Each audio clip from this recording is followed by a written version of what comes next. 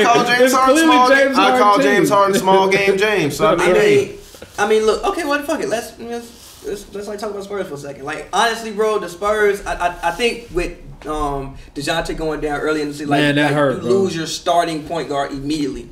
So now you got guys thrust in positions that they wouldn't be in. Like Forrest wouldn't have been starting. I liked him a lot, man. I liked him a lot. Like that's like that was your. I mean, basically, if you look at the team, him and LaMarcus was the veterans. Yeah. Like.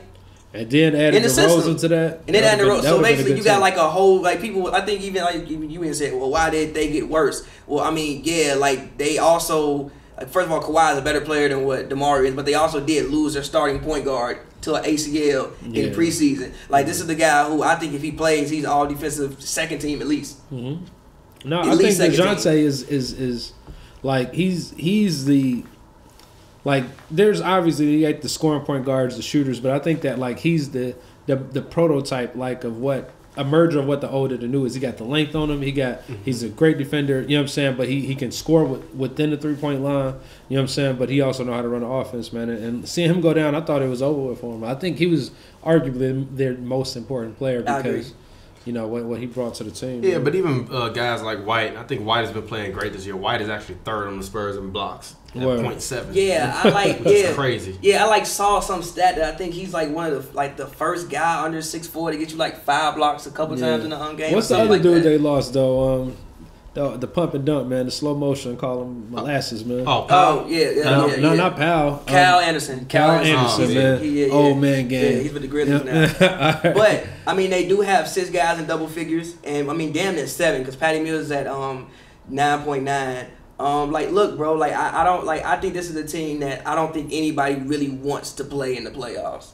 Don't nobody want to play Pop at all. I don't care who on the team. Like, I don't like. Pop. I mean, for Houston, this might be slightly a bad matchup for Houston. Like, I don't necessarily think. Like, I think that it's a bad matchup for him because like that team is just like I don't know why this guy keeps getting jobs like this, man. Who?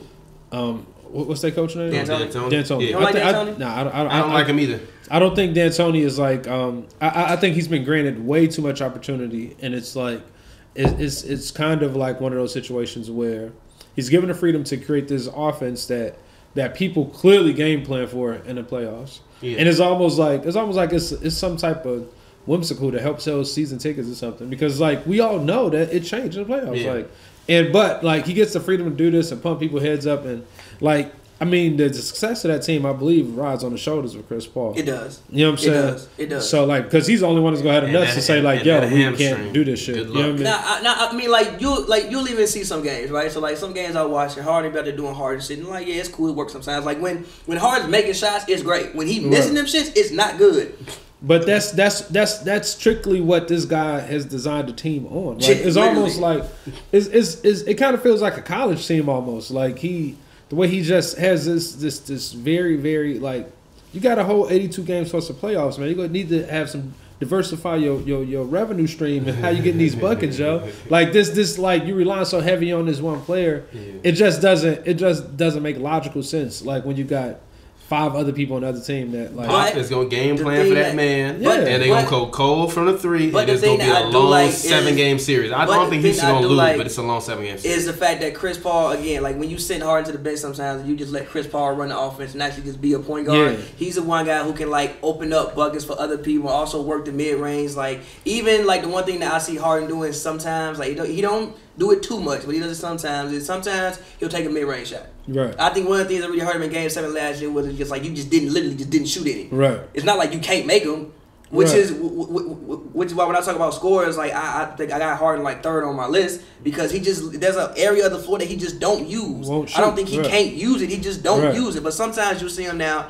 I think in the Hornets game he did it. I think the Hornets, like they were up big, like 72-41. Hornets went on the run because they just went cold, right?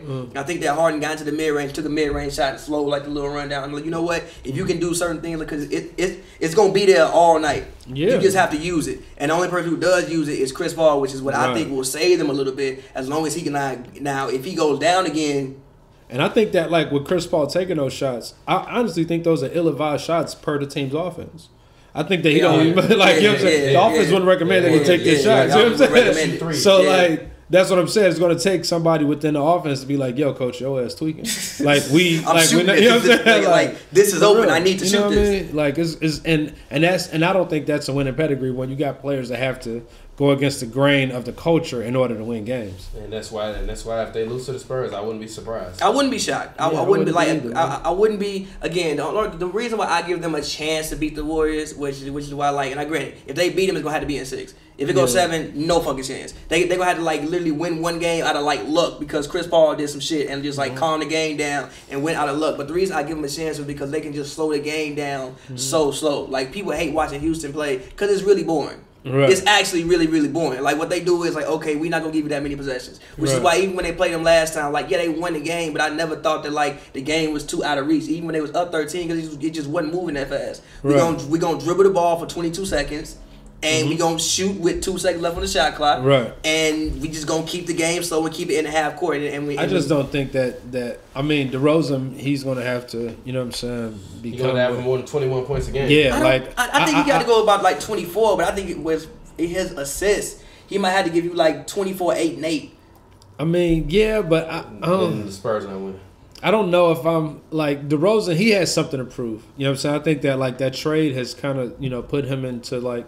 You know what I mean? The 3rd and 4th tier of the league guys. And, last year he was, you know what I mean? Yeah, like he won the All-Star. Like, yo, these playoffs, man, he got to get under them lights and reclaim his glory. Or, you know what I'm saying? You can become a Monte Ellis type. You can become a yesteryear type of dude. Nah, you really could become He is like, 2 years away from becoming Monte Ellis. Yeah, he seriously is. Yeah, like, man. I mean, like his career was heading to like a Hall of Fame path. Yeah, man. And you just get traded, and like he honestly may not ever make an All-Star team again. Like this Ray, like it really. So the playoffs is your stage. Yeah. That is your All-Star game. Like you know what I mean. And if you only got 4 games, you know what I mean, to do it, like you better show your ass. I agree. You know what I mean? But moving on, I want to talk about this is something you brought up, season disappointments. So I think we should all go around round table. Obviously, somebody gonna say the Lakers, but like let's